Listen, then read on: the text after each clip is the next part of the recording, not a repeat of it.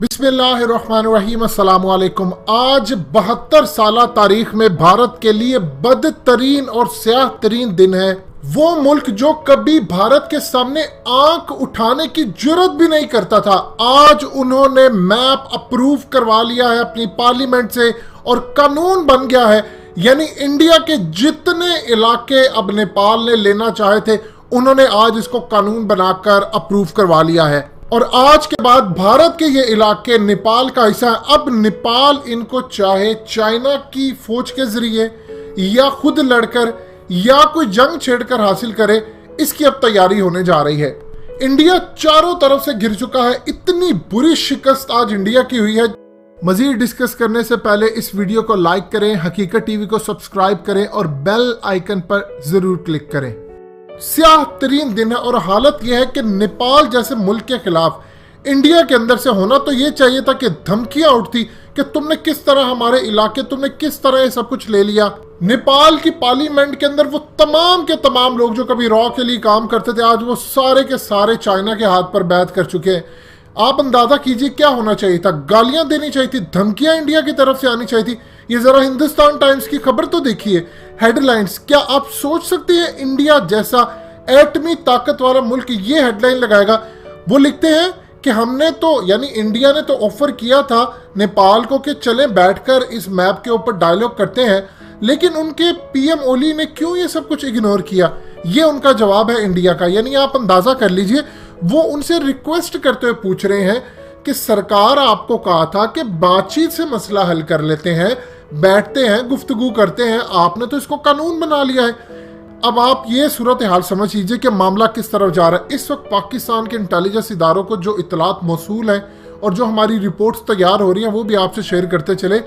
India इस वक्त घिर चुका है चारों तरफ से और सबसे ज्यादा जो खतरनाक तरीन इतलात हैं कि पाकिस्तान के ऊपर वो कोई ना कोई हमला, कोई जंग मुसल्लत करने की तैयारी कर रहा है। उसकी रीजन क्या है?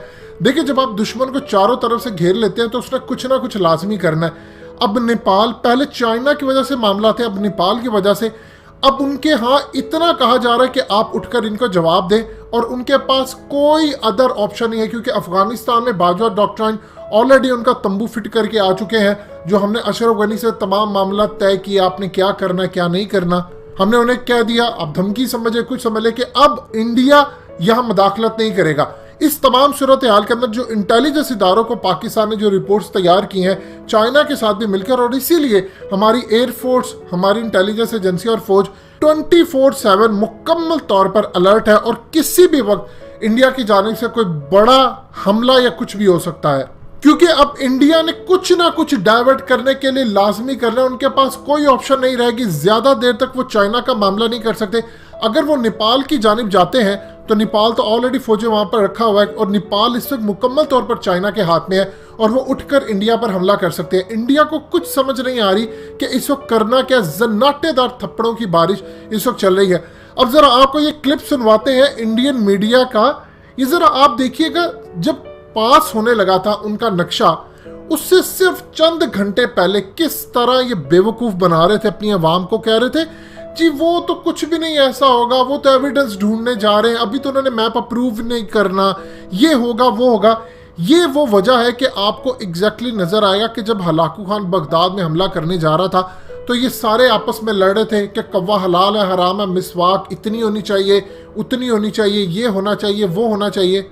यानी उस वक्त ये लड़ाइयों में मगध। आज इंडिया की क्या सूरत हाल है, उनका मीडिया सुनिए जरा, किस तरह बेवकूफ बना रहे थे कि चालें उल्टी पड़ गई नेपाल की और चंद घंटे बाद उन्होंने कानून बना के, और अब अगला उनका लाए अमल होगा कि फौजें किस तरह चाइना के साथ मिलकर उतारे और इलाकों पर कब्जा करें। इंडिया जबरदस्त है लेकिन पाकिस्तान अलर्ट है, क्योंकि इसका उन्होंने कुछ ना कुछ डाइवर्ट करने के लिए हमला पाकिस्तान पर करना ही करना है। ये जरा सुनिएगा। भारत के कुछ हिस्से को अपना होने का दावा करने का जो पैंतरा नेपाल की सरकार ने दिखाया था, आपको याद होगा, उसकी हवा नेपाल की सरकार के अपने ही फैसले से निकल गई है।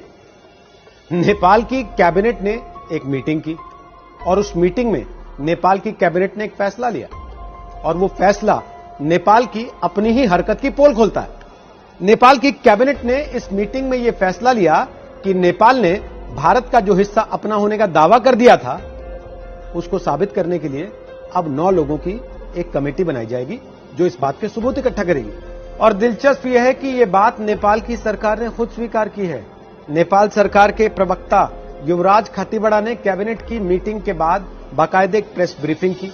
उस प्रेस ब्रीफिंग में उन्होंने अपने देश के पत्रकारों को यह जानकारी दी कि नेपाल की सरकार ने 9 लोगों की एक कमेटी बना दी है जो ये जांच करेगी कि भारत के जिन हिस्सों पर नेपाल ने दावा ठोक दिया है उसके सबूत भी नेपाल के पास हैं या नहीं है, और उन सबूतों को जुटाने का काम ये 9 लोगों की टीम करेगी।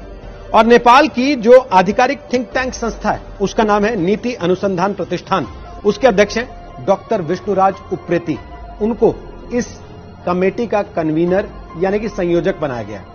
और उनके साथ जो बाकी 8 लोग होंगे उसमें सीमा विशेषज्ञ हैं, उसमें भूगोल के जानकार हैं, उसमें अंतर्राष्ट्रीय कानून के जानकार हैं और पुरातत्वविद आदि लोग हैं जिनको रखा गया है।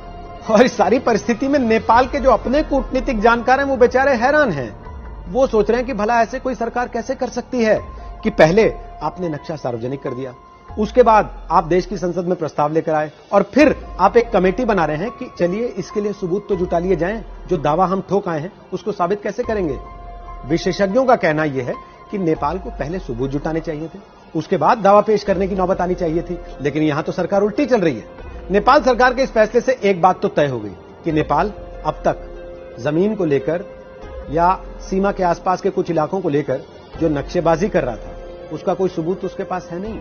यानी कि जो सब कुछ अब तक हुआ, जितनी चर्चाएं अब तक छेड़ी गई, वो बिना किसी ठोस प्रमाण के चला दी गई।